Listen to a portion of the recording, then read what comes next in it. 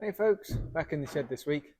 Just thought I'd introduce you to our new additions. For a few years now, we farm Ryland sheep and we like them.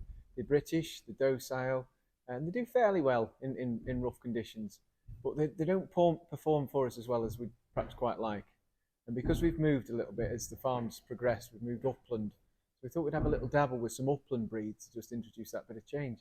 So you'll see behind me we've got some of the white heads, those are Herdies, famous from Cumbria and the Lake District, and then the ones that are a little bit closer, those are Derbyshire Gritstons. They're both upland breeds. Obviously, we're right on the border with Derbyshire here, and quite high above sea level, 300 metres plus. So these guys will do well on the low quality grazing that we've got available for them. So when you're running a business, sometimes you have to make a change. And, the reason we're making the change with the sheep is the Rylands can be a little bit hard to look after in the summer when you've got lots of flies and maggots around. They don't necessarily grow particularly well or as quickly as you might like.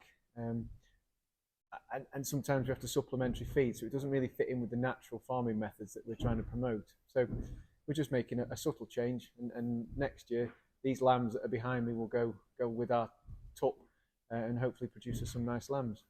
They're in the shed at the moment because we've only just bought them and they're in quarantine, so they don't, in case there's any disease brought in. But within a week they'll be outside grazing with the rest.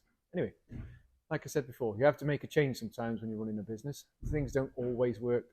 And so when you've given it a chance and you've tried a few different things, like we've done with the sheep over the last sort of 6 or 7 years, sometimes you just have to pull the plug and take a different direction. So is your IT support performing for you? Are you happy with the service? Do you understand your bills? Are they there for you when you need them? Do they try and make you conform to their service requirements rather than the other way around? Are they working for you or are you working for them? Give that a bit of thought, and if you want to ask me a few questions about what we could perhaps offer differently, give me a shout.